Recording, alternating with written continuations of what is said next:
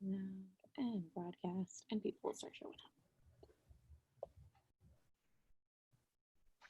Hi, welcome everybody. We'll get started in just a second. We're letting people into the room. Thanks for being here.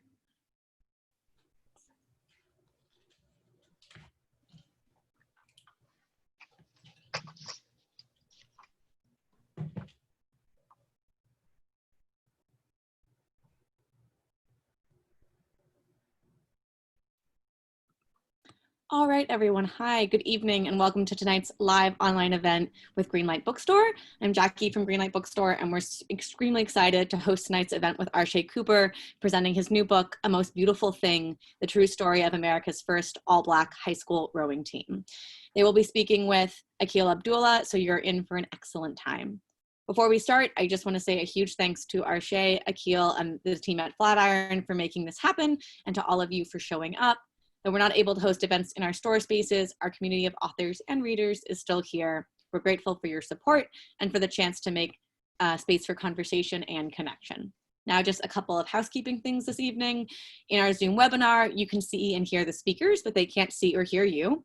They can see that you're here though, and you can see the count of your fellow attendees on the top of your Zoom screen. The exact location depends on what type of device you're using.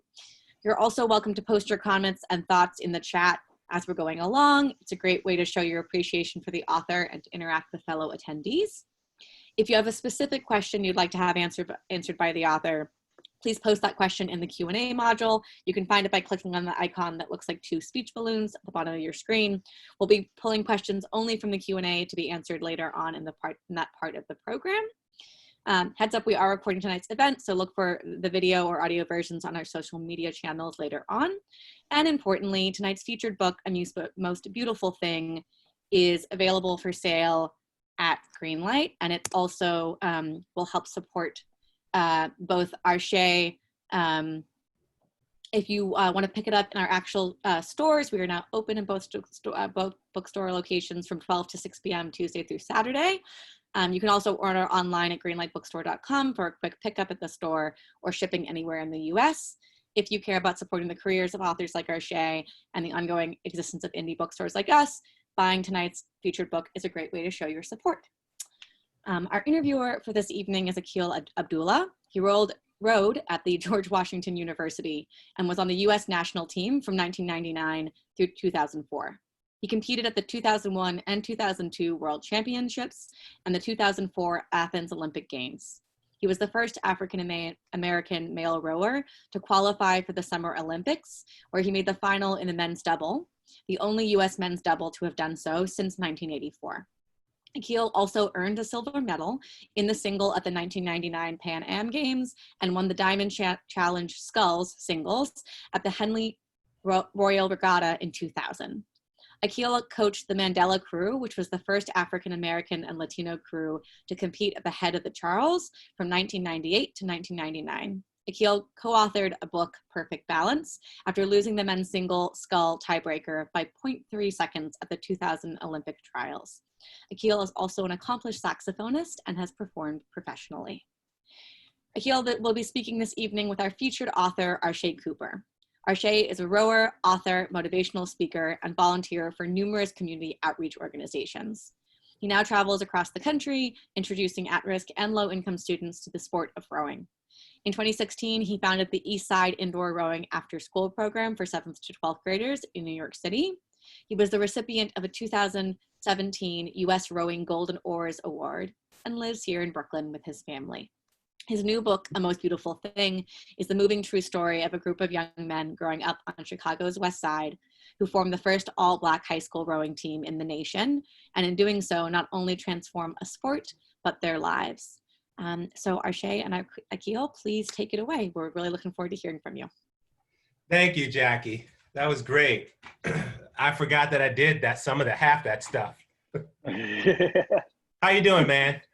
Good to see you, Aquil, man. I am happy to have you, the first Black male Olympian in our country, man. It's it's sitting on the shoulders of giants, man. That's what it's all about. It's Small seeing giant. what you see. Small giant. Just starting out, I gotta say, I love having the feedback from people. So this whole time is kind of weird. You've been doing this whole thing for a while. So you got any tips for me as I try to interact with the audience out there that's not really there, but interact with you? No, man, just keep smiling. Just keep smiling, brother. All right. Just keep smiling. All right. Well, cool.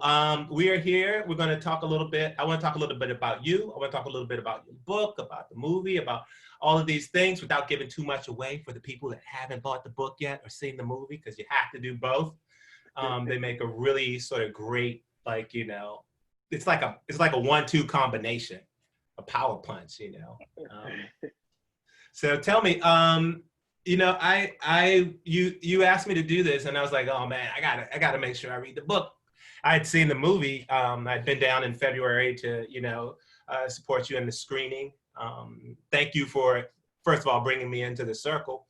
But you know, it is a powerful book, and I'm going to start out asking you something that sort of just resonated with me and sort of the whole arc of the book, and that is like, I read, you said, you have to be willing to do it afraid.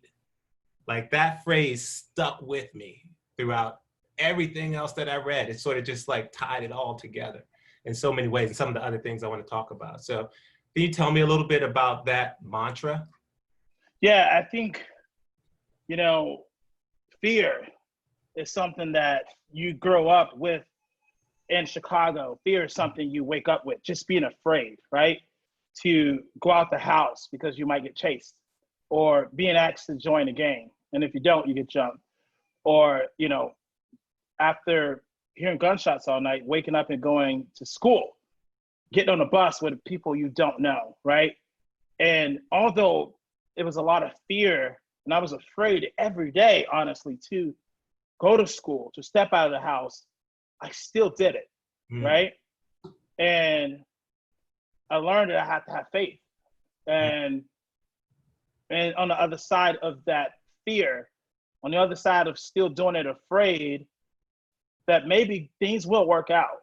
Yeah. And so, because I was used to it, and when I approached the water for the first time, I said in the book, I'm scared. I don't know if I want to do this. Like, I see white people everywhere. You know what I mean? Like, I don't like do the water.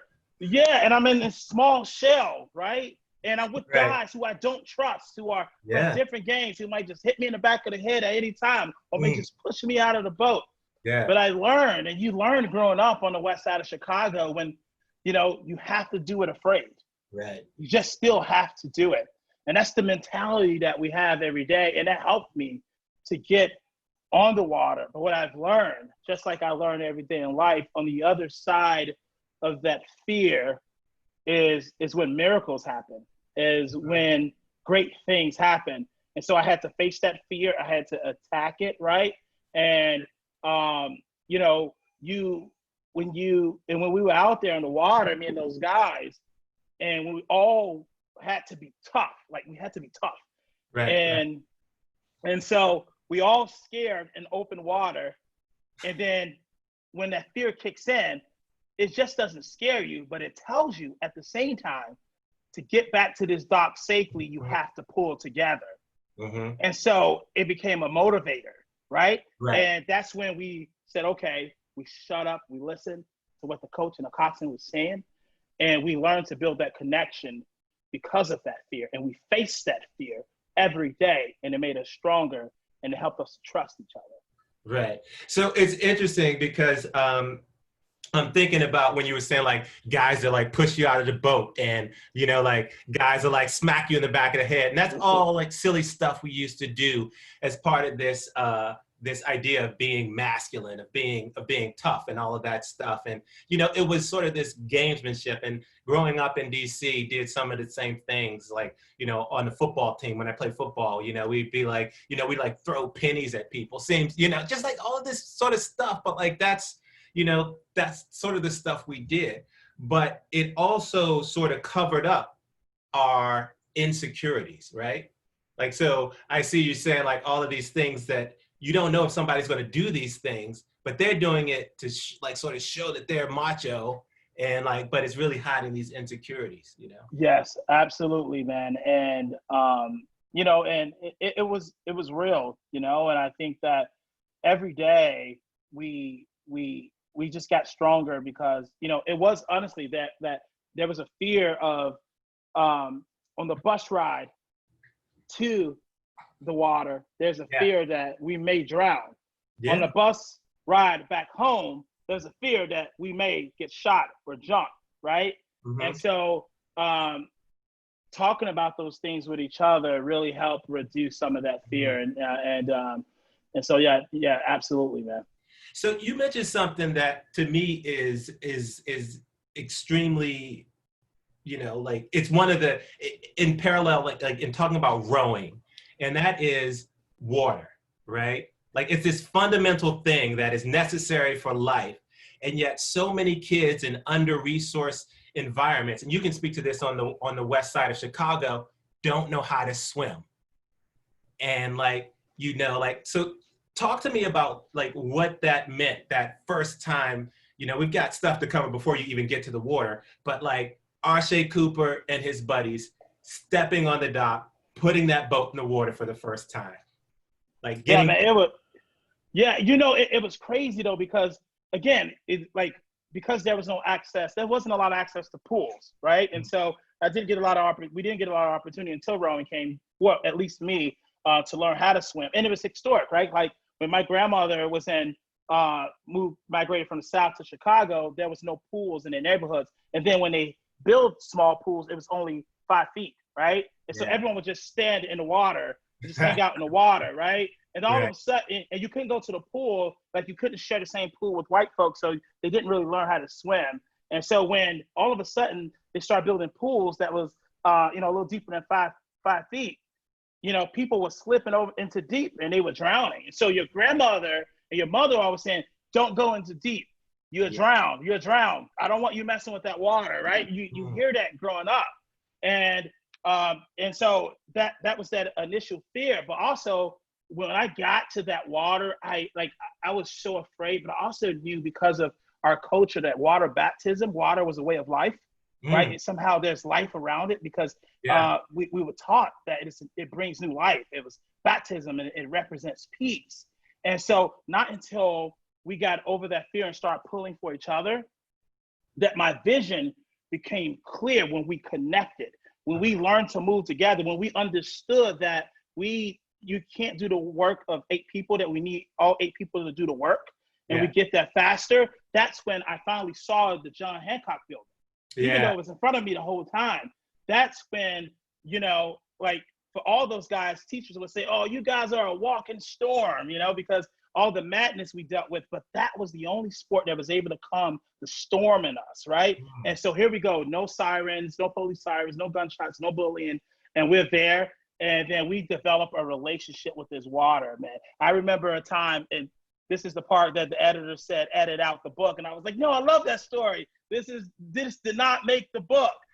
It was the time we showed up at practice. Right. None of the coaches could be there. And we was asking Eugene, we was like, "Man, can we please just take out these kayaks, man?" Yeah. You know, because we did not want to go home. We just wanted to be near the water. And we took out kayaks and we just sat there in the kayaks, just chilling and talking for hours. Like that water became our place of refuge after a while. Right. So you brought him up, so I'm going to go ahead. He was further down my list, but let's talk about Eugene, right? He is a character. He's actually, he's actually, to me, when I read the book, he was like this spirit that was like put there, like at the right moment, right? So like, not giving too much away, you know, like Eugene took care of the boathouse down in Lincoln Park, right? Yeah. And he, when you guys first met him, you clowned him. He was like this guy, and like, you know, that was there. But he was like the thing that got to me, and it was like almost reminiscent of like some of the things that are going on right now, how we're looking out at like the older generation, like the young kids, and we're like, no, we got to move faster. But, you know, the younger generation says, no, you got to have patience and you got to stick with it. But Eugene took care of the boathouse. But tell me about the moment, like after a race where like he sort of became when your eyes opened and you saw Eugene for who he was? Yeah, I'm gonna say it. Like it was a horrible loss, right? And that was the point where we were like, you know what? This sport is not for us. Mm-hmm. Like, it's our first race. We lost. People are staring at us. People are laughing, right? And people, like, we didn't even like could get the boat back to the slings because some of the guys ran away. You know what I mean? And I remember going to the locker room, and I knew in my head after that loss that this, like, I'm not gonna do it again. I hate this sport. Why am I even doing it? Black people don't belong. And the vision that I had before that race was damaged. It was gone. And I was thinking so negative. But when he told that story about the kid who had the baseball, threw the baseball and tried to hit it with the bat and missed, and he striked out again, threw it to himself again and kept missing. And he took the ball one last time. He said, I know I can hit it. And he threw it up and swung and still missed. And his dad was like, I'm sorry, son, that you can't hit the ball. And he was like, Dad, what are you talking about? That means I'm a great pitcher, right? and what Eugene said to me is that you don't look at the negative. 20 years from now, they're not going to remember these guys, but they will remember you. And you got to stick with it, and you got to stay strong, and you have to look at the positive. And that's the way I began to look at the world. And everything I do, that lesson stuck with me, that if I am, even though things happen in this world and I get angry, but I can't stay there because then it blocks my vision. Yeah. Right? I can't see where I want to go if I stay angry. So, I would get upset, but then I want to do something about it. I got to look at the positive part, and whatever that positive thing is, I'm going to chase after it. Okay. 20 years from now, they will remember me. Now, what do I have to do for them to remember me in these 20 years? And then you chase after it. That's powerful stuff. Now, I want to ask you something because I think it's important for people to sort of understand. And that is sort of, it's a big question. It's a why, It's so we're jumping around here, but like, you have this mission now of which you have enlisted me, and I have signed up happily to sort of bring rowing to our Black community, to underserved communities. Talk to me a little bit about the why. Why is that important? Yeah, I think,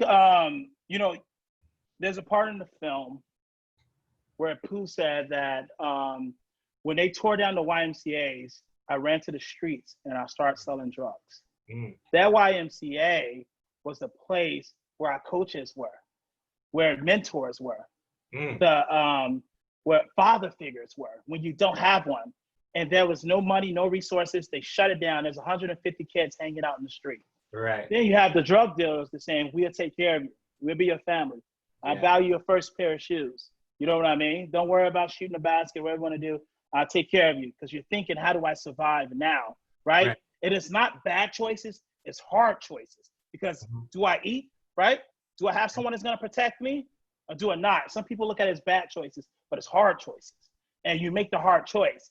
And so I think it was very important for me. And what I learned from there is that when Ken came and he brought the sport to the school, Pooh stepped away from the streets into the team. Right. So when you give access and opportunity, right, you give life, you give dreams, you give vision to young people. And so when rowing came to my school, and it changed my life, right? And I said to myself, wow, like, it would be selfish of me not to tell it or give this gift that this sport offers to the world. And that gift is not, when I say the sport changed my life, I didn't just show up at the dock and there was a boat and there was an oar and there was a water and I got in it and it changed my life. No, it was the coaches, right? It was the foundation that they laid. It was the rules of the boathouse that leave it better than you found it. And that simple lesson was like, okay, in the boathouse, I have to leave it better than found it. In the world, I want to leave the world better than I found it. I want to leave the West Side better than I found it. When I talk to a group of people, I want to leave them better than I found it. It was that lesson of working together, connecting, trusting each other. If you're a leader, yes, road takes leaders and it makes you into followers and help you to follow each other, right? And so those lessons, right, of like overcoming the fear of water, pushing through the pain, right? Fighting through crabs, Yeah. loving your teammates, showing up every morning, holding each other accountable. Those are the things that I want to give to the young people. Yes, I want to teach them how to perfect a stroke. Yeah. Yes, I want to teach them to sit tall and breathe, but it's those lessons that's going to make them make an impact in their community. You know, it's so crazy because, you know, like once again, I said, I read this book, I saw the movie, I thought they were both amazing. And that, you know, like another thing that sort of fundamentally stuck with me is like, now that this dream has been fulfilled, there's space for more dreams, right? Like that was like, you know, and the reason why that was so important to me, and the reason why I think that the larger issue, like you tapped on it, like leave the world a better place than you left it before. Now you're talking about how we're going to do that. We're going to get kids growing. We're going to teach them some valuable lessons that both of us have learned, that have allowed us to go on and do the things that we've been able to do. You know, and then the outcome of that is the world's a better place. They go on to be successful, you know? And so go ahead. No, and just to say before you move on to the next one, like when you fulfill those dreams, there's more room for bigger dreams. Yes. It's so true because, and the reason why I wrote that, and it took me back to, I was speaking in a very small town in Indiana, and this kid said, and I was asking them, what's your dreams? What's your dream? And these kids grew up like I did. These kids grew up very poor, you can tell. And one of the kids said, my dream is just to eat at Chipotle. I never ate at Chipotle. And I was like, I thought he was kidding, right? Right. And I said, where do you eat? He was like, my mom cooks, you know, and I cook when she's at work. And he's like 14 years old. And so I remember handing 15, it was this young guy, $15 to this, like, he was like security guard. I was like, is there any way you can make sure this guy gets Chipotle? And for me, it was so important because if his dream is to eat at Chipotle, and if I can accomplish that dream today, his dreams then get a little bit bigger. Yes. Then there's room for another dream. Yes. Right? And so if my dream is just to get out of my neighborhood in downtown Chicago, and I was able to do that, then my dream is like, now I want to leave Chicago and visit a different city. So we have to understand when we just small dreams, right? When you fulfill those little things, so going to your first college visit or your first race is going to leave so much room for more dreams. Yeah, you know, it's crazy because like, so my sister has 6 kids, and she used to send them out to like different relatives in the summer. So each one of them got to feel special. And I remember taking them, I remember taking them to this, I took them to a pasta, like some just like pasta place. And he was like, man, Uncle Kill, this is so good. And I'm just like, what? Like we were just, you know, in Boston. But it's true because like, you know, they've got 6 kids. They don't go out a whole lot, you know, but still it's kind of crazy to think about those things that, you know, we sort of take for granted sometimes, like, you know, but now that he's done that, he's like, oh, you know what? Next time it came up, he was like, oh, can we go to like, you know, 99, you know, Broadway or like some bigger place. Now he wants to go to, you know, he wants to go get the steakhouse now. So yeah, you know, it's absolutely. Yeah, that's cool, man. You know, all of this, I want to rewind a little bit and talk about sort of the beginning of all of this and sort of, you know, Arshay, little Arshay Cooper, you know, is like really starting to get into this rowing thing. And, you know, you've got these group of guys. It's almost like a team of rivals in some ways, different sets, different cliques all over town. And you talk about how rowing had this power to bring you guys all together, right? Can you talk to me a little bit about, you know, how you navigated sort of bringing those guys together, or how it evolved? Like, what were some of the things in rowing that helped those relationships evolve into like a group of guys that had each other's back? Yeah, I think number one, you know, we had to share the boathouse with 3 private schools, right? And there was like locker room tension for no reason, just locker room tension, right? Your team, our team. And I think we realized, okay, we out of our neighborhood, so we got to look out for each other. You know what I'm saying? At this boathouse. And we did. And then we got back in our schools and our neighborhoods and we still didn't get along. Like there were fights, right, between us. But I think it wasn't really until we took those long van rides, right, to a regatta. Yeah. And you show up at a regatta and you are the only one out there. It's just you and the guys from your neighborhood. No one looks like you. And you say to yourself, like, wow, we don't know if anyone's going to say something or do something. There was stares, right? But we right away was like, you know, we have to stick up for each other. Right.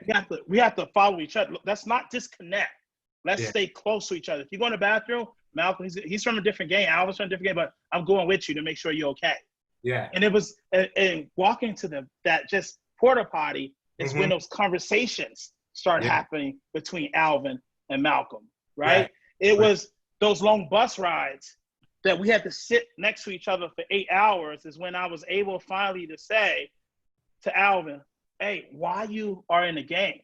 Yeah. Right? It was all those hours that we spent with each other, and it was coaches who wasn't just about making the boat fast, but understanding how can I make you guys great humans? How can I bring out the talent and the resilience and the bravery that you guys already have, right? How can I take these young people who grew up using knees and help them channel that to pulling the boat and making each other faster? So it was being a way that I think about, like back in the time, many, many years ago when black and whites were segregated, but they had to go to war together, right? And there they started fighting for each other because they was isolated and separated from their homes. And understand, right? To survive, to be safe, we have to look out and protect each other. And that's kind of that's how we were able to build on that brotherhood, is by being alone in different places and isolated, where we was like, okay, we have to protect each other and look out for each other. And then that's where we build the trust. And, when the water wasn't just meditation for us, but it was pure labor. We suffered out there, pulling for 2 hours, right? And afterwards, we're just like laying on each other. We're like, I'm mad at you, but I don't have energy to smack you. You know what I mean? And you're just like on that bus ride, kind of just hanging out with each other, And so that taking us away, that and being around the boathouse and being around that water and traveling kind of created that brotherhood that other sports in our community couldn't. So this is interesting because you said like that other sports in your community couldn't. So talk to me about some of the differences that you see between rowing and other sports. Yeah, so first of all, it's the '90s in Chicago. Like everything was Michael Jordan. Like everyone carried a basketball to school. Everyone wore number 23 in their shirt. People shaved their head balls. People walked around with their tongue out. Like everyone was Jordan. You wore Jordans. Everything was Jordan.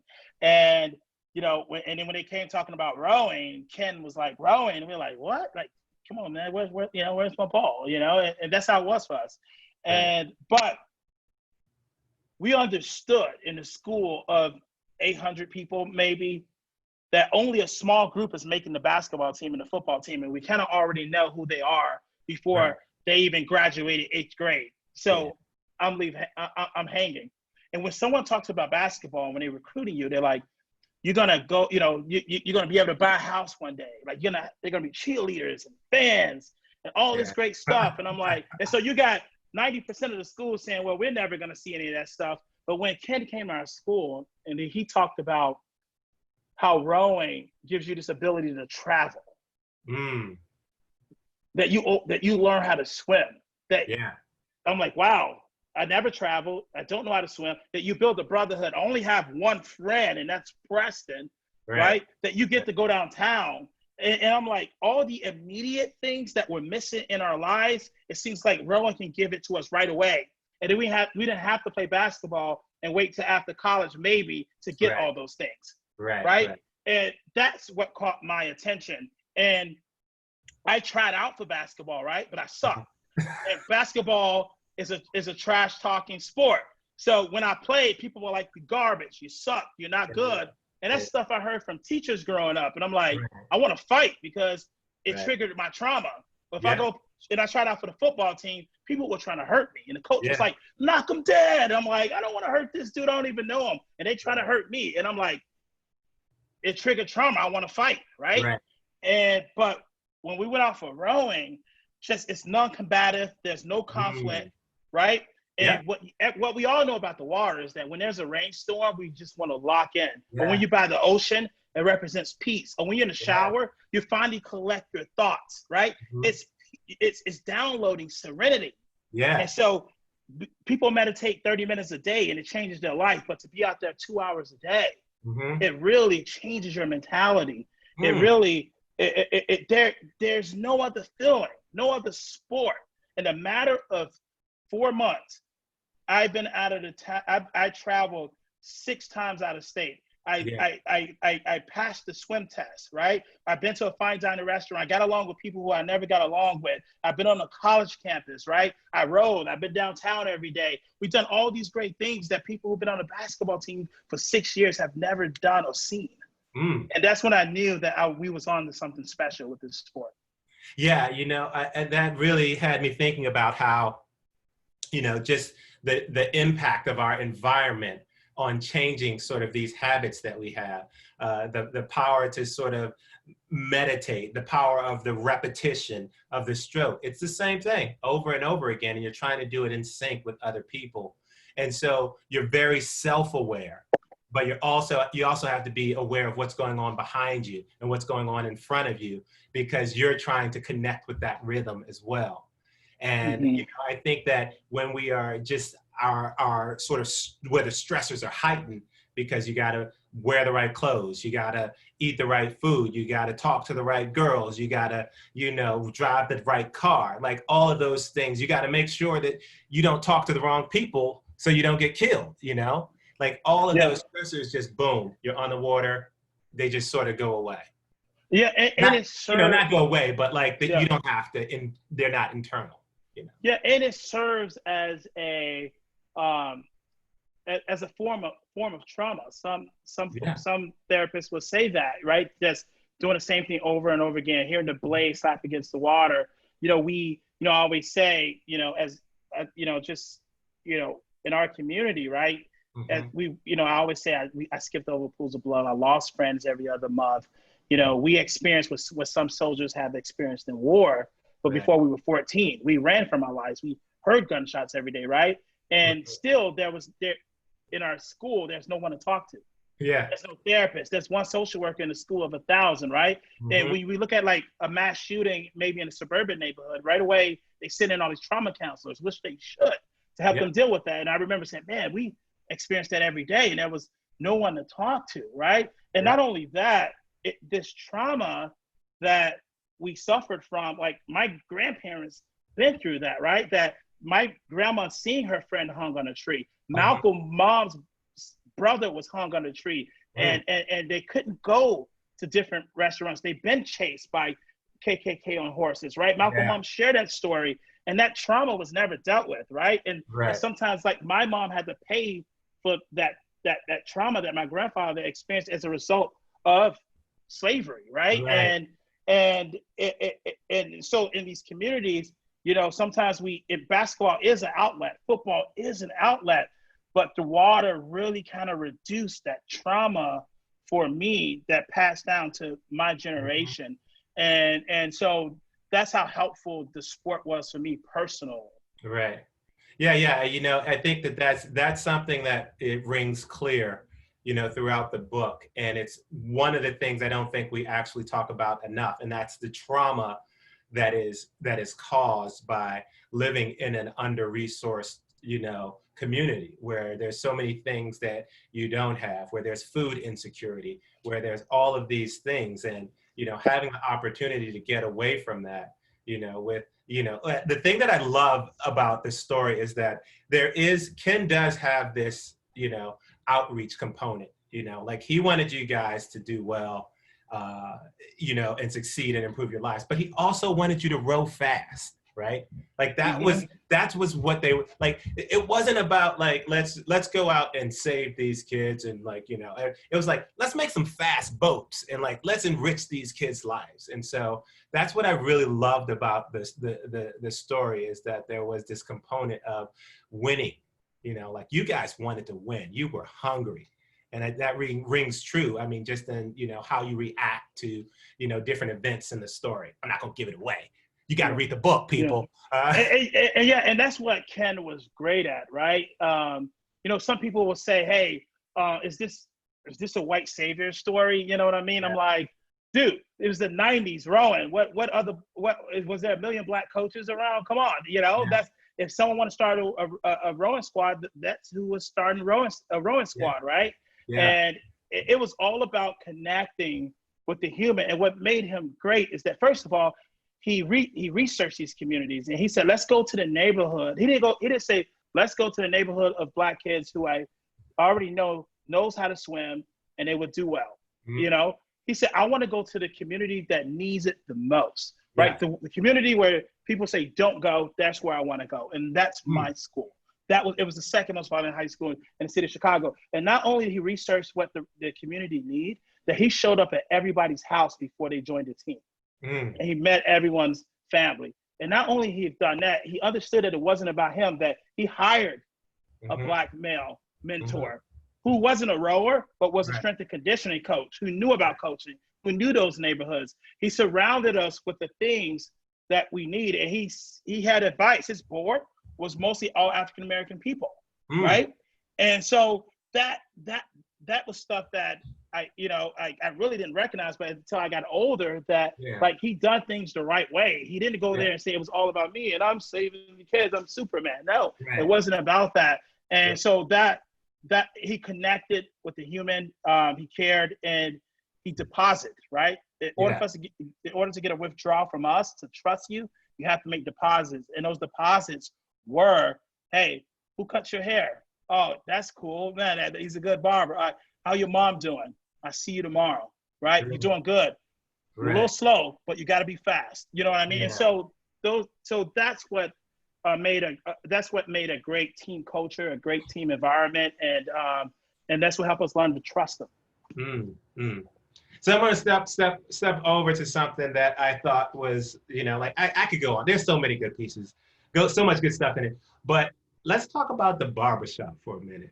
And people know it because there were movies and stuff, but like the barbershop in sort of, black culture, especially black male culture, I know, like I go in, I got a barber who's from Barbados, and I go in there and he's always spinning mad stories, and there's always people coming in selling stuff, and, but there was D his name? D, yeah. Yeah. So, but tell me a little bit about your barbershop and sort of the impact that D had on your life. I mean, the barbershop was the black man's country club, right? It's where you get all the information, right? I mean, I'm telling you. CDs, shoes. Yeah, they sell CDs, shoes. They would sell you your own stuff you stole out of your hat there. I was like, dude, that's mine. Dude, how do you get my bike? It was hilarious. Exactly. But, you don't have to go to Channel 9 News. Like, all the news that was happening in the neighborhood was happening in the barbershop. Hey, did you know that R. Kelly?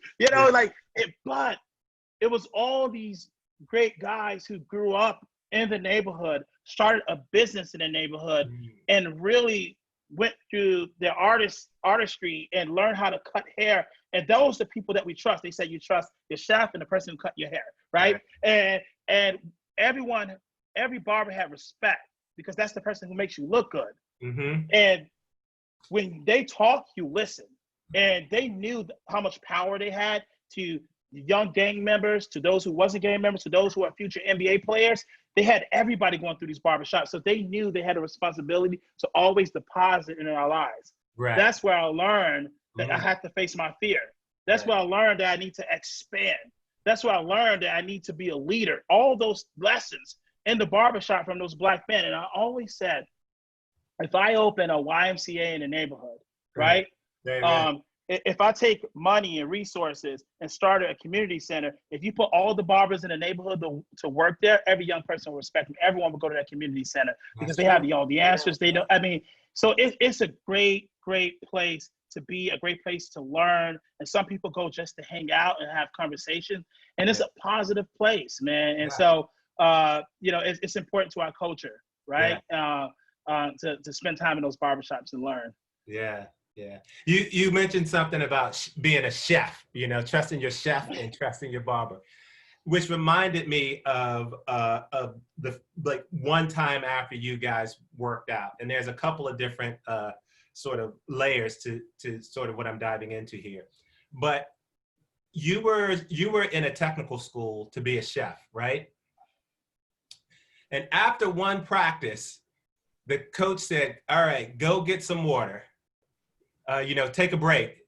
And you guys went to the vending machine and tell me what you got. Orange soda, flavor hots, everything. And and that's what the school had, right? That's what they offered, Right. And for me, it was just like, this is what, we eat on. And I think when you look at those communities that are neglected or mistreated, that don't have a lot of great leadership and resources, right? Those are the food that's the food that we were able to afford, simply, you know what I mean? And so when our coaches start talking to us about eating the right things and eating healthy and taking care of our body, like our body was just like a car. You got to put the right gas in to be able to move quickly and to move fast, right? But he also understood that, right, that families have to work to have access to that kind of food, right? And that the like Whole Foods, like people can't afford to go to Whole Foods. What they call it whole check, right? Because you got just whole check there. You know what I mean? And I think it's those simple things that coaches, when they go into these communities, Black communities, if you white, to start recognizing. Like people will say, how come there wasn't a lot of video or camp or pictures of you guys when you were younger for the documentary? And be like, dude, I can barely eat. How am I going to buy a camcorder? You know what I mean? Right. Or, you had coaches, I seen coaches go into a community and they'd yell at a kid and it was like, you didn't show up yesterday. At the first week of practice, I'm trying to teach you something, but didn't know that this kid has to babysit because his mom has to work 2 jobs, right? That the kid can't show up like everyone else because they work on weekends and they're tired, right?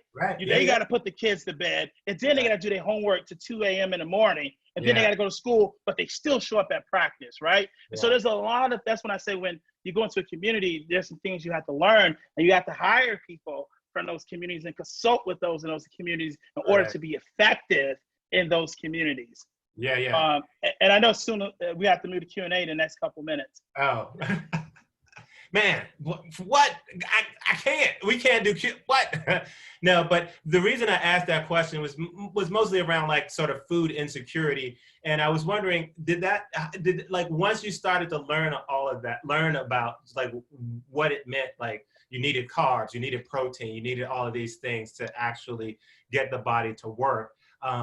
Did that play a role in sort of like, you were sort of the de facto chef, like, how did that impact the foods that you made and sort of the way that did you take that home? Like, everything I learned from practice and rowing, the healthy food chart, and then what I learned from school, I was able to take home. And I tell the story when I first started making like roasted baked chicken and steamed vegetables. And my sister was like, what the hell you cook? Like, where's the fried chicken? You know what I mean? Like, she was upset, but I learned. And then my mom, when you learn these things, my mom was so open to what I was learning.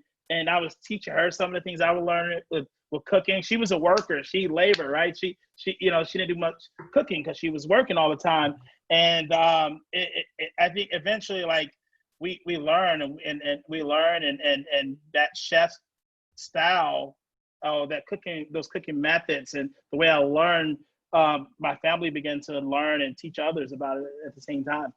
Right. So I got one more question for you before we move into the Q&A. What now? Like, what's next? Like you've got the book out, you've got the movie out, you are introducing kids in these under-resourced communities to a sport that is completely foreign to them, or maybe slightly foreign to them. What are you doing next? How are you going to use this as a platform? I'm excited, man. We got so much happening. The Most Beautiful Thing, the film, is going to drop at Peacock NBC. And then next September 1st, and then next month, then October is going to be on Amazon Prime, and then we dropping the soundtrack to the film in October. Fila is dropping Most Beautiful Thing shoe in October, which is awesome, a rowing shoe. you know, and I mean, just like I'm going to be on the Today Show September 1st talking about rowing, right? And so all these great things are happening, but you have to do something for the community. That's in my blood. And so we started a most beautiful thing inclusion fund that bring rowing into communities like mine.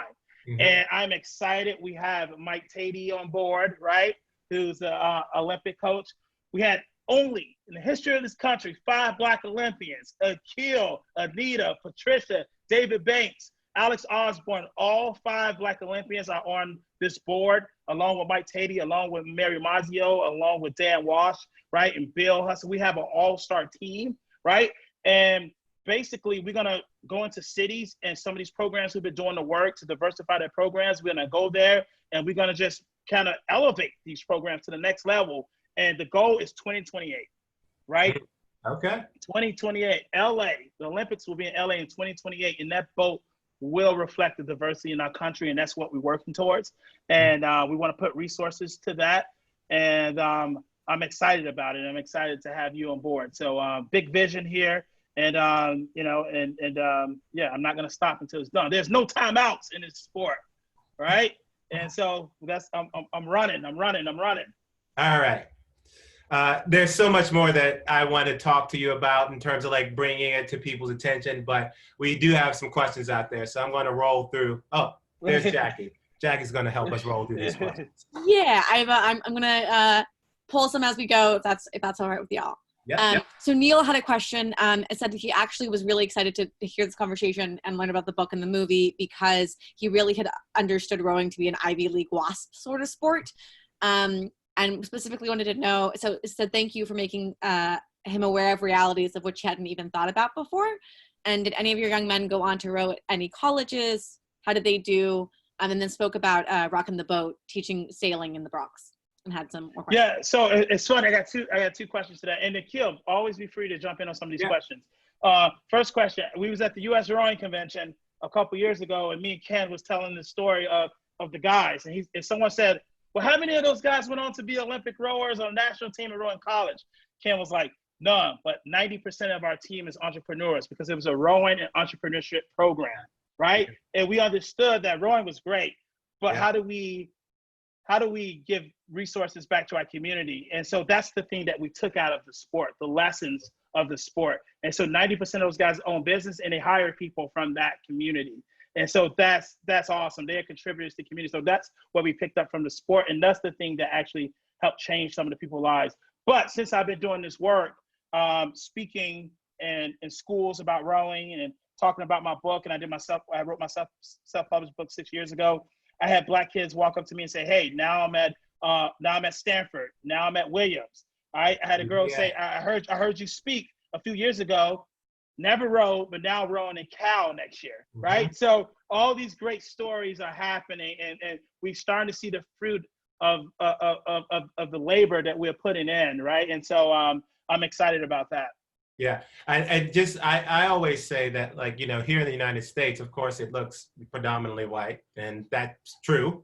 But I also say that, you know, I rowed with guys that went to Ohio State, San Diego State University, Temple. So it's not just like this bastard, like on the U.S. national team that made the U.S. national team. So you do have these opportunities. If we can get more people doing this sport, you don't have to go to Harvard to make the national team. I went to George Washington University, so.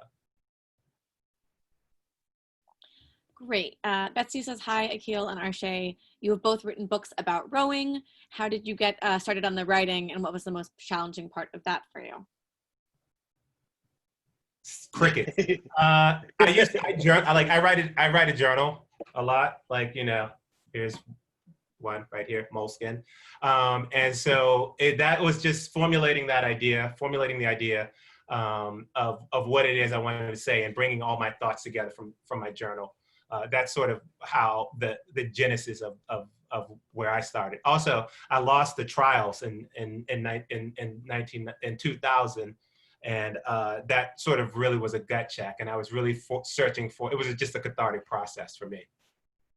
Yeah, I think for me, it was two things. Number one, you know, I was still speaking in schools before the book. And a lot of young people have questions like, how do I live here and navigate through what I'm going through, right? How do I I just, not have a father around and trust someone? How do I become successful in a community where there's no opportunities, right? And so I was able to push through that and make it through that. So I started writing these questions. I'm like, I'm going to answer all these questions, right? And and also me and the guys would get together all the time and we would talk about, hey, remember that time the boat did this, or remember the time that? And I'm like, yeah, I remember writing it down. Yeah, I remember that. And we talked about it all the time. So I said to myself, if I can get these stories and some of the answers that I have for these young people together in the pages, that maybe it can bring some laughter, some joy, and some hope to the world. Mm. Awesome. You are really hard to interrupt with questions because you say brilliant things. I always feel like I'm like in the way. So Lisa says she lives in Chicago and her son has been lucky to find the sport of rowing. How can we help to do what Ken did at Manly? We don't just want to be bystanders to what is happening with the youth in our underserved communities in our city. Yeah, I think we have to continue to do the work, right? And I think we have to build partnerships, right?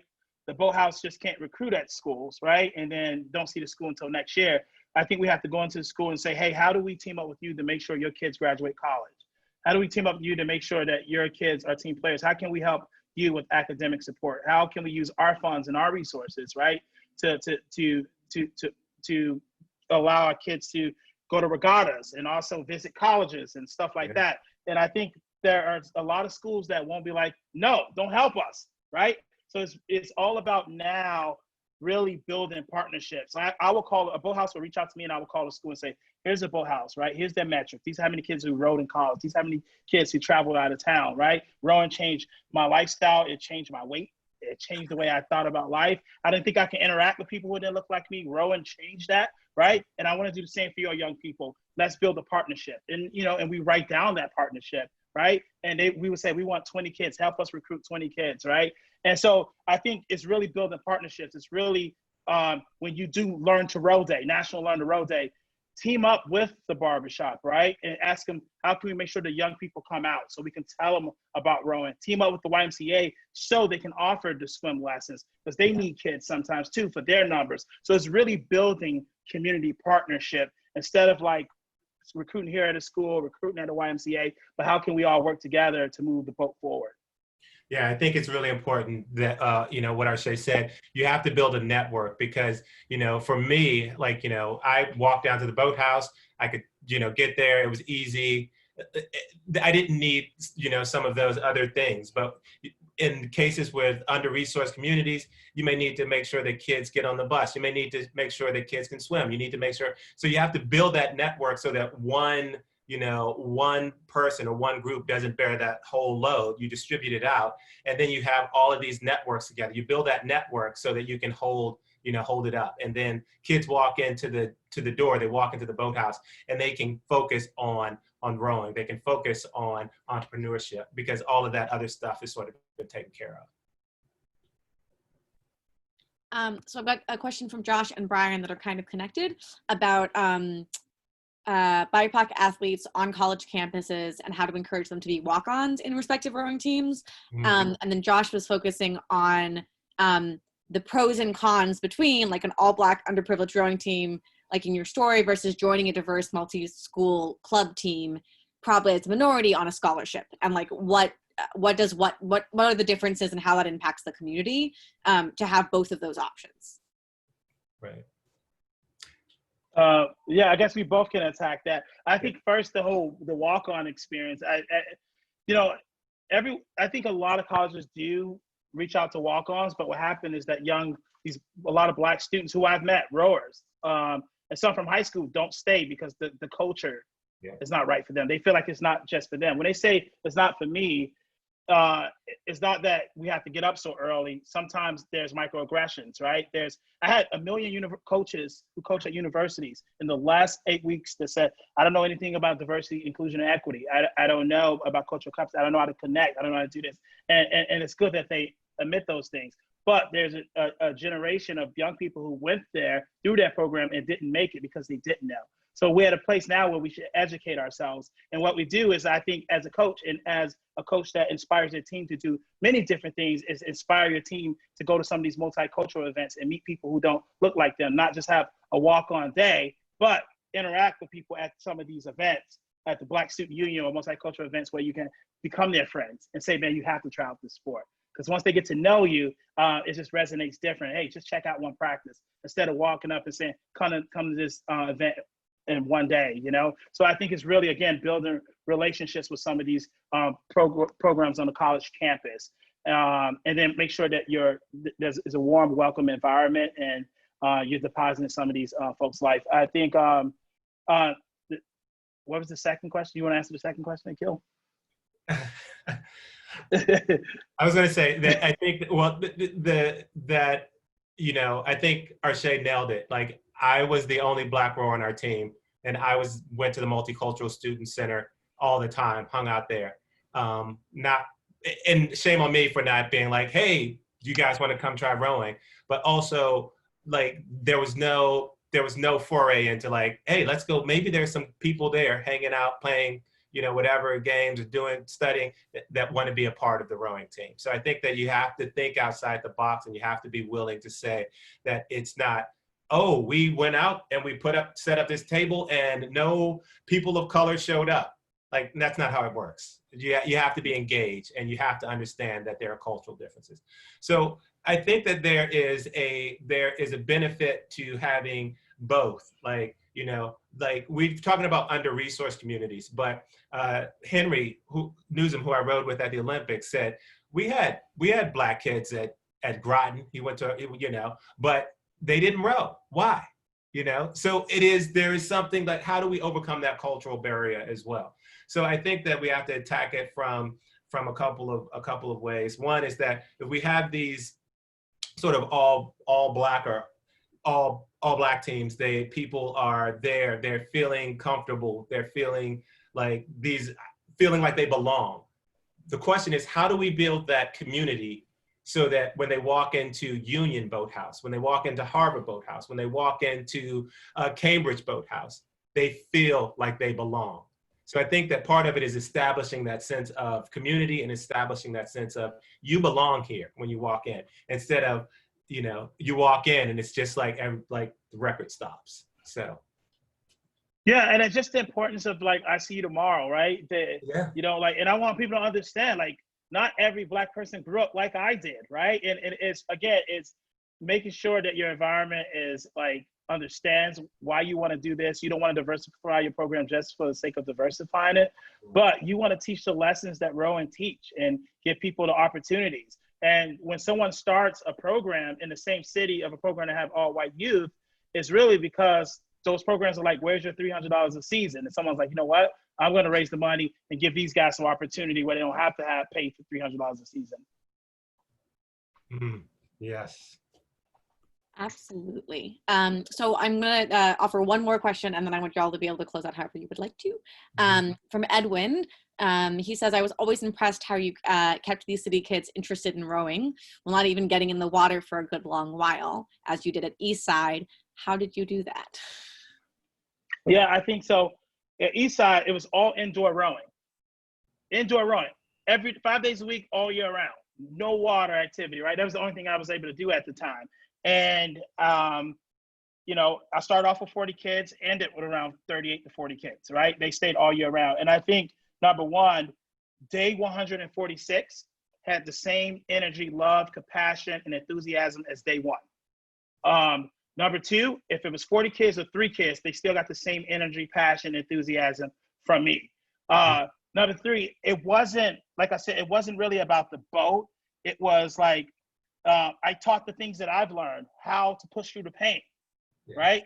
How to sit tall, how to trust someone, right? How to follow someone, how to build a bond, right? How to show up every day, right? And just say how to listen and just say, I see you tomorrow. I knew who they are. I knew who cut their hair. I knew all those different things. We went on college trips, and that was the thing that kept them. You know, it wasn't just, again, like I said, it wasn't a water and a paddle or oar or a dock that saved my life. It was those lessons, right? And so I was able to teach those lessons that rowing taught, right? And so that's what kept them there, and that's what kept them alive. And so, is it fun? Is it safe? Is it encouraging, right? Is it forgiving?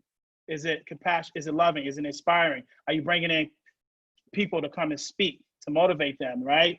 And are you building relationships with their families? And so that is awesome. And also competing, right? Showing them that they can be faster every day, and spending time with them, beating hours and hours on their craft. I think that's how you get them. Amen. Hallelujah. Good stuff. All right. Yeah. So Akil, you close out, and then I go after you. All right. Yeah. Well, I just want to say to everyone that joined us, thank you so much. I think that the book and the movie, they go so much more beyond the sport of rowing. They give you a look at the trauma that goes on in some of our communities. They give you a look at, you know, the inspiration and the hope that you need to make it out of some of these situations.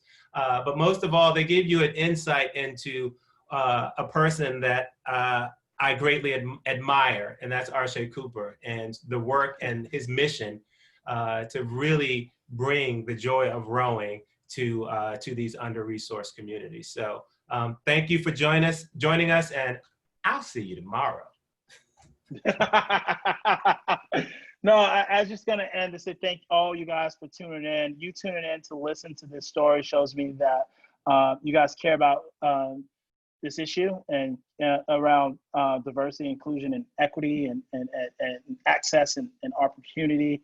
And we ask that you just join our team, right? And give to the most people the Inclusion Fund, read the books, support the book, support the film, and wherever you're at, and what city you're in, you know, if it's something small, you can do something, right? And you can reach out to someone.